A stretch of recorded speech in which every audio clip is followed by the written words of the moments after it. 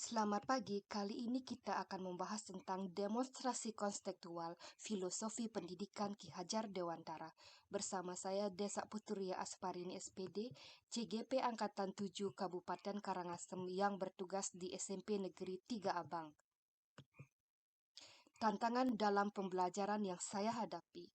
Di awal semester setelah melakukan pembelajaran, saya melakukan refleksi terhadap pembelajaran yang telah dilakukan. Saya tampilkan dalam bentuk percakapan dengan rekan saya, Bu Eka. Ada apa, Bu Ria? Sepertinya sedang bingung. Setelah melakukan refleksi atas pembelajaran yang telah dilakukan, sepertinya masih banyak yang perlu diperbaiki. Apa saja hasil dari refleksi yang Ibu dapatkan? Hasil refleksi yang saya dapatkan yang pertama, murid terkesan bosan dan tidak bersemangat dalam pembelajaran.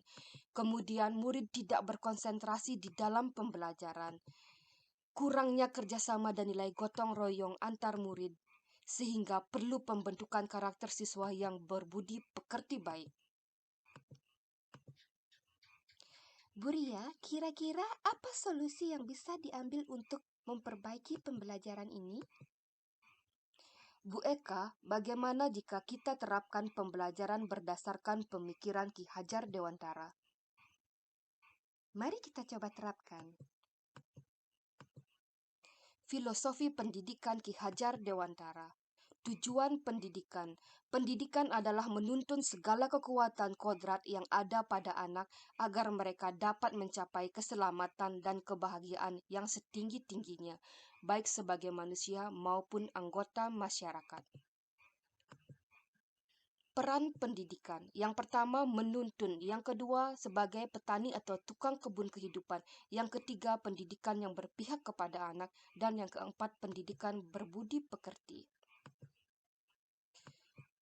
Pendidikan menuntun.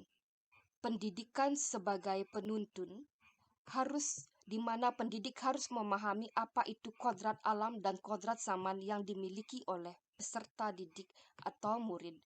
Kodrat alam adalah kodrat yang ada pada anak yang merupakan sifat dan bentuk dari lingkungan di mana anak itu berada. Setiap anak membawa sifat dan karakter masing-masing di mana pendidik tidak bisa menghafuz sifat dasar tersebut. Di sini peran pendidik adalah menentukan atau menuntun agar anak dapat memperbaiki lakunya agar muncul sifat-sifat yang baik. Di mana lingkungan di sini yang dimaksud adalah keluarga dan lingkungan sekitar anak. Kemudian kodrat zaman.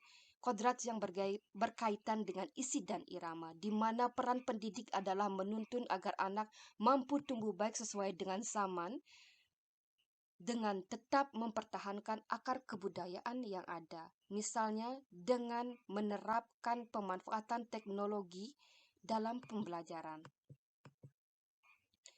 Pendidik sebagai petani atau tukang kebun kehidupan. Ki Hajar Dewantara mengibaratkan guru seperti petani yang menuntun tumbuhnya tanaman, memelihara tanaman, memperbaiki kondisi tanahnya, memberikan pupuk, air, membasmi ulat-ulat dan jamur yang mengganggu hidup tanaman. Peran pendidik adalah memberikan stimulus baik untuk siswa hingga menuntun untuk memaksimalkan potensi yang dimiliki. Semboyan Ki Hajar Dewantara. Ingarso Sungtulodo. Pendidik di depan menjadi teladan. Pendidik memberikan contoh sikap yang baik dan bisa menjadi teladan untuk murid. Misalnya saja dengan memberikan contoh bergotong royong, memberikan contoh untuk selalu update dengan perkembangan zaman. Ingmadia Mangun Karsa, pendidik di tengah membangun semangat. Memberikan semangat peserta didik atau murid agar menjadi peserta didik yang aktif, memberikan pujian secara langsung kepada murid atas pencapaian yang telah dicapai agar peserta didik selalu semangat dalam pembelajaran.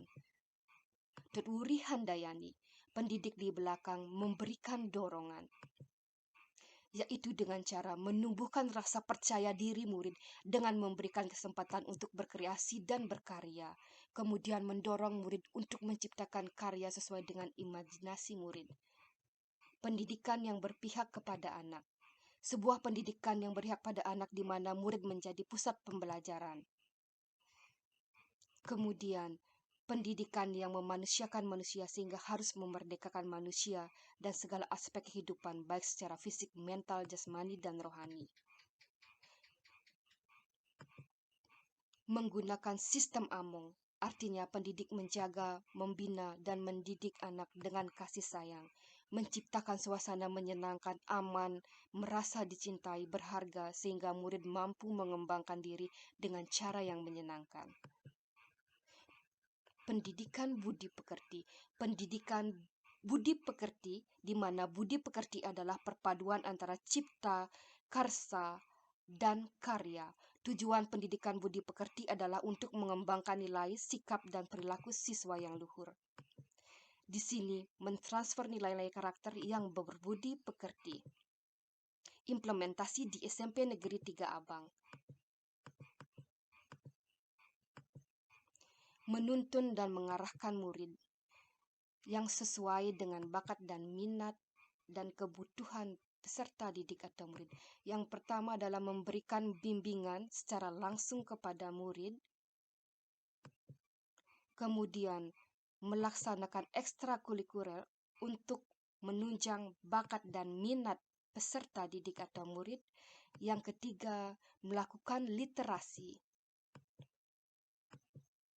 Kegiatan pembelajaran. Dalam kegiatan pembelajaran, merancang dan melaksanakan kegiatan pembelajaran yang kreatif dan inovatif dengan memanfaatkan teknologi dan alam sekitar sesuai dengan minat, bakat, dan kebutuhan siswa berdasarkan karakteristik siswa. Yang pertama adalah pemanfaatan daun kelor yang ada di sekitar siswa menjadikan bahan praktek. Kemudian, mempersilakan siswa untuk melakukan praktek sesuai dengan minat dan bakat yang dimiliki oleh siswa dengan bahan tanah liat yang ada di sekitar siswa.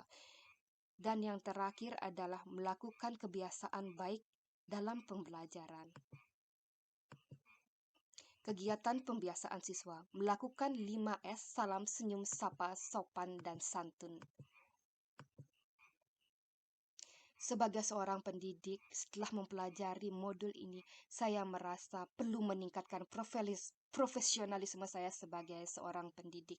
Misalnya saja dengan mengikuti pendidikan CGP yang sekarang saya ikuti, kemudian mengupdate informasi dan melakukan diskusi dengan rekan sejawat.